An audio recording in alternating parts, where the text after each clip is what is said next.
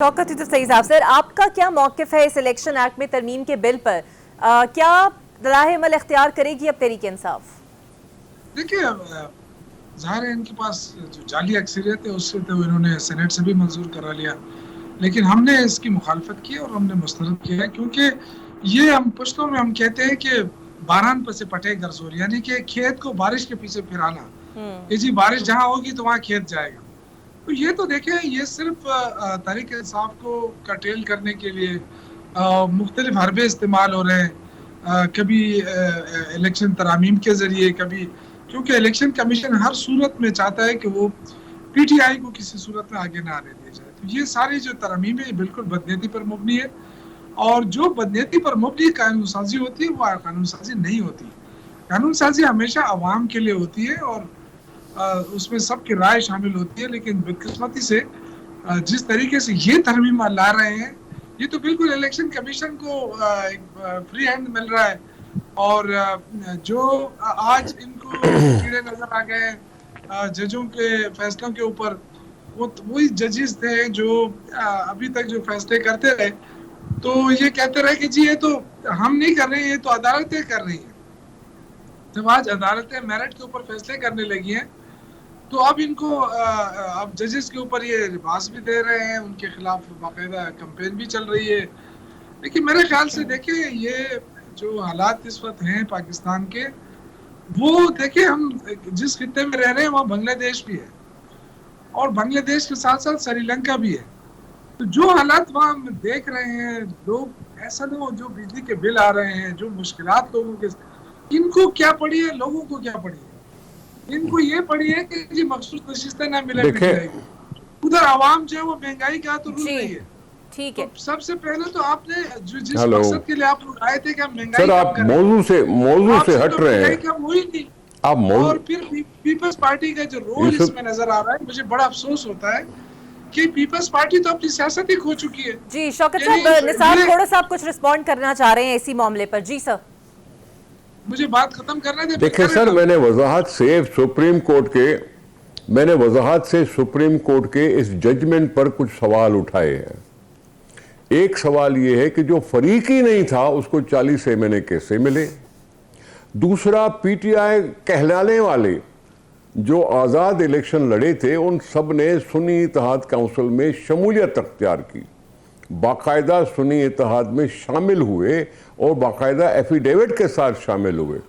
उनको floor crossing की इजाज़त कैसे मिल गई कि वो 15 दिन में किसी और पार्टी को ज्वाइन कर सकते हैं? वैसे हमारे पास फ्लोर क्रॉसिंग का भी, सर मेरी बात सुन लें ना, आप सुन लें।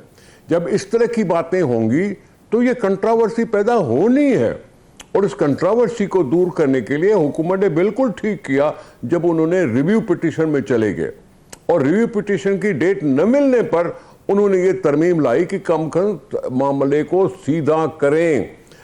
कॉन्स्टिट्यूशन में लिखा है 3 दिन में किसी पार्टी में जमा हो जाओ, वो कॉन्स्टिट्यूशन में जमा हो गए। अब उनको कहा जा रहा है निकल जाओ और पीटीआई के जाके करो। पीटीआई वालों ने लिखा होगा कि मैं पीटीआई से बिलोंग करता हूं, लेकिन उनके निशानात अलग अलग थे। इसका मतलब है कि उसको पार्टी तस्लीम नहीं किया गया, पार्टी उस वक्त रजिस्टर्ड नहीं थी, पार्टी का निशान खत्म हो चुका था जो इलेक्शन कमीशन ने किया या जो कुछ भी किया। ठीक है सर। तो जब पार्टी ही नहीं थी रजिस्टर्ड तो निशान भी नहीं होगा। फिर उनको आजाद खड़े होने दिया गया, उनका ये हक नहीं छीना गया कि तुम आजाद भी खड़े नहीं हो सकते, जानते बूझते कि आप पीटीआई से ताल्लुक रखते हैं, लेकिन आपको खड़े होने दिया। अब आप जीत भी गए, जीतने के बाद सुन्नी इत्तेहाद काउंसिल में शामिल भी हुए, शामिल होने के बाद अब कैसे पार्टी चेंज कर रहे हैं ये मुझे समझ में नहीं आता। जवाब ले लेते हैं शौकत साहब का। जी शौकत साहब, ये अगर उस वक्त खोड़ो साहब, मैं उनके बड़ा किसी ज़माने में फ़ैन भी रहा हूँ, बड़े अच्छे माशाल्लाह पॉलिटिशियन है ये, उस वक्त अगर ये बात करती पीपल्स पार्टी जिस वक्त इलेक्शन कमीशन जो अपनी मर्जी के फैसले कर रही थी, क्या ये अवामी मैंडेट की तौहीन नहीं थी कि आप एक पार्टी के जो है बाकी सब पार्टियों को आप इजाज़त दे दें कि जी आपका इंटर पार्टी इलेक्शन ठीक है? आप मुझे बताएं किस पार्टी ने इंटर पार्टी इलेक्शन जो है वो ऐसे लेवल पे क्या है जो जो पीपल पीटीआई ने उस एक तरह और नहीं बात किया। करना चाहूंगा, मुझे कोई बताए। दूसरी बात ये है कि जब बल्ला निशान छीना गया और उसके बाद जो हम पे पाबंदियां लगाई गई, हमें आजाद डिक्लेयर किया गया और कहीं मूली कहीं गाजर पता नहीं क्या क्या निशानात अलर्ट हुए, उसके बाद भी हम कामयाब हुए। तो इलेक्शन कमीशन को तो ये कहा गया कि आपके फैसले गलत थे, आपने जो इंटरप्रिटेशन की थी वो गलत थी। आज तक इलेक्शन कमीशन ने उसका जवाब नहीं दिया है कि हम गलत थे।